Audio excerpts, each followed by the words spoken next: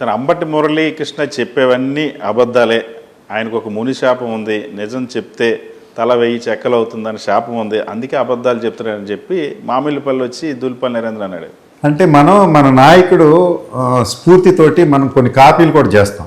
ఇప్పుడు జగన్మోహన్ రెడ్డి గారు fighting nature, Jaganmohan Reddy గారి మాటలు నా నోటి వెంట రావచ్చు, నా బాడీ లాంగ్వేజ్లో కూడా రావచ్చు, ప్రభావం ఉంటుంది. ఇతనికి చంద్రబాబు నాయుడు గారి ప్రభావం ఈయన మీద ఉండాలి, కానీ రాజశేఖర రెడ్డి గారి ప్రభావం ఎలా ఉందో నాకు అర్థం కాదు.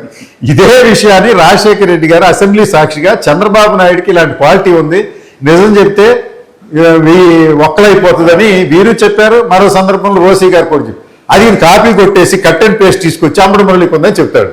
అయ్యా నరేంద్ర, నేను అంత పెద్ద నాయకుడు కాదు, నువ్వు అంత పెద్ద విమర్శలు కూడా చేయదు. ఇంకొక ప్రశ్న అడుగుతున్నాను నరేంద్ర, నువ్వు 7 సార్లు పోటీ చేసావు, 6 సార్లు గెలిచావు, నీకు పోటీ ఏందా? ఈ పార్లమెంట్ నియోజకవర్గం 7 కూడా నువ్వు లోయెస్ట్ పెర్ఫార్మెన్స్, అన్నీ 50,000 పైన 30,000. నేను ఫ్రెషర్ని, అంటే నీకు బ్రహ్మాండమైన ఫైట్ ఇచ్చానని నువ్వు అనుకుంటున్నావు, నన్ను పోగొట్టాలని సర్వ విధాలా ప్రయత్నం చేస్తున్నావు. ఆ క్రమంలో నేను తిరగబెడితే నువ్వు వ్యక్తిగత విమర్శల దాకా వచ్చావంటే నన్ను నువ్వు భరించలేకపోతున్నావు, నన్ను ఎదుర్కోలేకపోతున్నావు. నీ అంత సీనియారిటీ ఏమైపోయిందో నాకు అర్థం కావడం లేదు. చంద్రబాబు నాయుడు గారు లాంటి పెద్ద పెద్ద వ్యక్తుల్ని రాజశేఖర రెడ్డి గారు ఆరోపించిన ఆరోపణలు తీసుకొచ్చి నా మీద పెడుతున్నావు అంటే నేను నీకంటే 6 అంతలు ఎత్తు పెరిగానని నువ్వు భావిస్తూ ఉన్నావు. నెక్స్ట్ ఎన్నికల్లో నువ్వు ఎదుర్కోలేవనేది ఇప్పుడే అర్థమైపోయింది. ఇప్పుడే నువ్వు బేలాముఖం వేసావు, అసలు నీకు టికెటే లేదంటున్నారు. ఈ మధ్య ఆయనకు కోపం వస్తుందంట ప్రతిసారి, నా కూతురు టికెట్ అంటున్నాడు, నాకు టికెట్ లేదంటున్నాడని ఎవరో ప్రైవేట్గా అంటున్నాడు. అరే నేను కాదురా బాబు అంది, ఎవరో అంది, లోకేష్ వచ్చి నీ కూతురు పెళ్లికి వచ్చి గిఫ్ట్ ఇచ్చాడు. ఏమని? లేడీ రిజర్వేషన్ అవుతుంది, నీకు టికెట్ లేదనగా అయ్యా బాబు గారు నాకు ఎసరు పెట్టారు ఏంటని మీరు అన్నారు. అది నేను చెప్పుకుంటున్నా ప్రజల్లో. మరి నా ప్రతిపక్షంలో ఉండేవాడు నీ శాసనసభ్యుడు, నేను రేపు ఎన్నికల్లో గెలవాలంటే అక్కడ జరిగిన సంఘటన చెప్పుకోవటం తప్పే ఉంది. జగన్మోహన్ రెడ్డి గారు నన్ను తిట్టాడు, అన్న నువ్వు చేసేదంత తప్పు, ఇట్లా చేయకూడదని అన్నాడు అనుకోండి ఉదాహరణకి, అది నీకు తెలిసిందనుకోండి, ఏదైనా రికార్డు దొరికిందనుకోండి, నువ్వు చెప్పుకుంటావు, నేను అలాగే చెప్పుకుంటున్నా. నీ కూతురు టికెట్ వస్తే సంతోషపడాలి కదా, నువ్వెందుకు ఇది జంతువు అయ్యా నాకు ఎసరు పెట్టొద్దంటే ఇంకా సక్సెషన్ వస్తుంది. మరి మీ తండ్రి పోతే నీకు కాంపెన్సేషన్ కింద నీకు టికెట్ ఇచ్చారు, అట్టాగే నువ్వు ఉండగానే కూతురికి టికెట్ ఇప్పించుకొని ఆమె గెలిపించుకోవాలని జాస్ ఉండాలి, కానీ మళ్ళీ మీరు కొట్టుకుంటారు ఎందుకయ్యా? ఆ పిల్లకే తప్పేముంది? ఈ మొక్కజొన్నలో కూడా నేనేదో గిఫ్ట్ ఇస్తానన్నానంట, అందుకని వారికంట విపరీతమైన కోపం వచ్చిందంట. నువ్వు నన్ను దొంగమన్నావు. నేను చెప్తుంది ఏంటంటే, ఉదాహరణ సతీష్ గారు మీరు నాకు పెళ్లి కార్డు తెచ్చిచ్చారు, మా అమ్మాయి పెళ్ళండి అన్నారు. కాసేపు ఆగి ఏమండి ₹1,00,00,000 మీ దగ్గర ఇన్కమ్ ట్యాక్స్ వాళ్ళ దగ్గర దొరికినాయి అని అందరూ అనుకుంటున్నారు ఏంటి సార్ అన్నారు. సరే ఆ ₹1,00,00,000 నిజంగా దొరికితే మీ అమ్మాయి పెళ్లి గిఫ్ట్ ఇచ్చేస్తానండి నేను అన్నా అనుకో, మీరు ఎందుకు తప్పు పట్టాలి?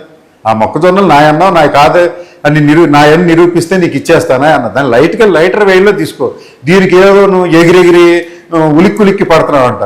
పర్సనల్గా ఎప్పుడు మాట్లాడని Muralikrishna, below the belt I will not go. If I go below the belt lot of history is there, I don't want to touch it. అది ఏదో ఎన్కౌంటర్ చేసే పత్రికల వాళ్ళు కాగడా శర్మలు ఉన్నారు, వాళ్ళు రాసుకుంటారు, వాళ్ళకి సంబంధించి నీకు వాళ్ళకి ఉజ్జి సరిపోద్ది. అనేక సార్లు నువ్వు అన్నావు రాంబాబు గారిని ఎలిగేషన్ చేసావు, నేను ఆయన వారసుడు అన్నావు, అనేక రకాల నేను ఎప్పుడు నవ్వుతారు.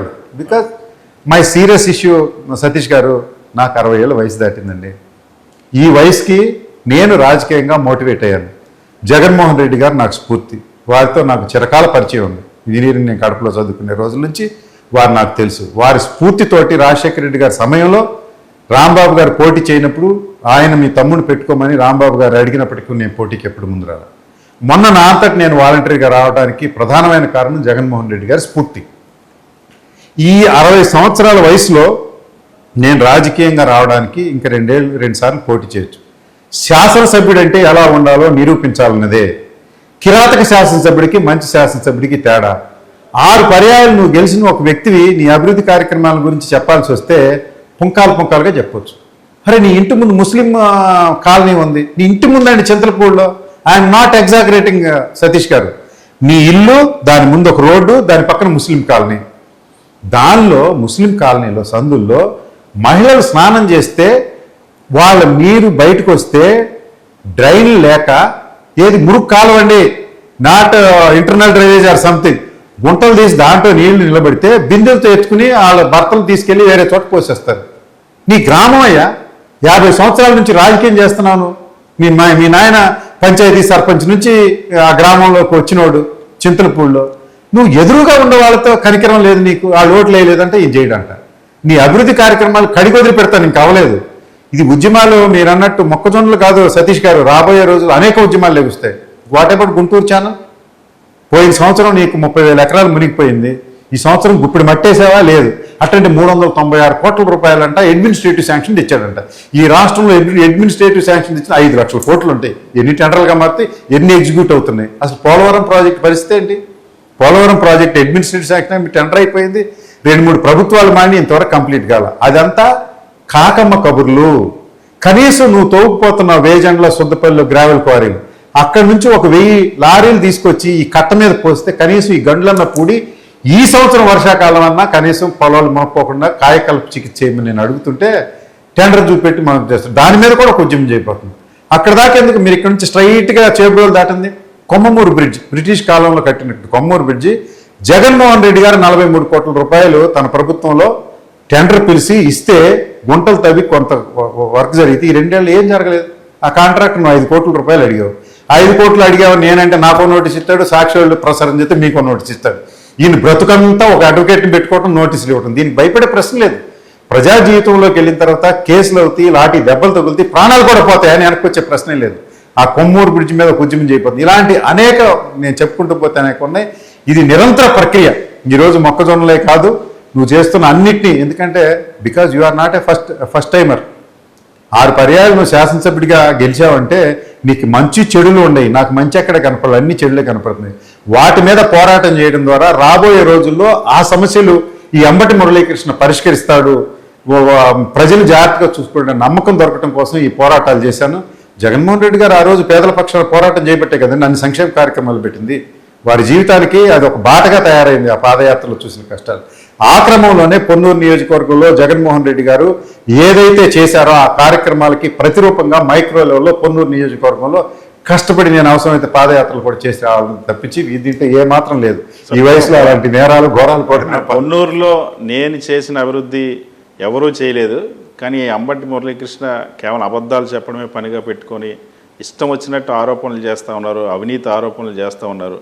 నోరు అదుపులో పెట్టుకోకపోతే మాత్రం నేను చూస్తూ ఊరుకోనని వార్నింగ్ ఇస్తున్నాడు.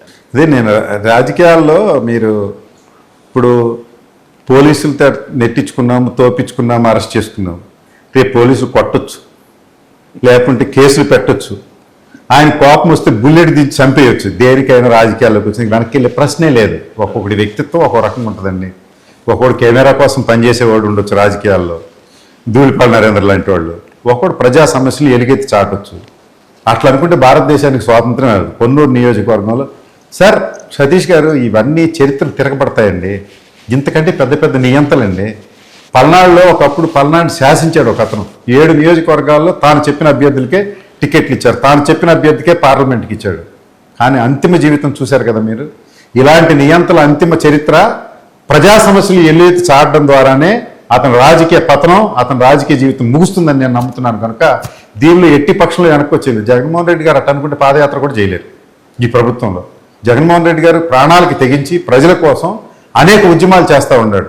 సెక్యూరిటీ ప్రాబ్లమ్స్ ఉన్నాయి, జెడ్ సెక్యూరిటీ సరిగ్గా ఇవ్వడం లేదు, అయినా ఆయన తగ్గలేదు. అదే స్ఫూర్తి, అదే క్రమంలో వెళ్తాం. ఇంకా నరేంద్ర గారు ఆయన కుదిరింది ఆయన చేసుకుంటే మనం ఆపలేం కదా. నా వెన్నంటి నా బంధువులు ఉన్నారు, నా కులం ఉంది, నా నియోజకవర్గం ఉంది, నా ప్రజలు ఉన్నారు, నా పార్టీ ఉంది. ఏ మాత్రం సంకోచించే ప్రశ్నే లేదు ఈ విషయం.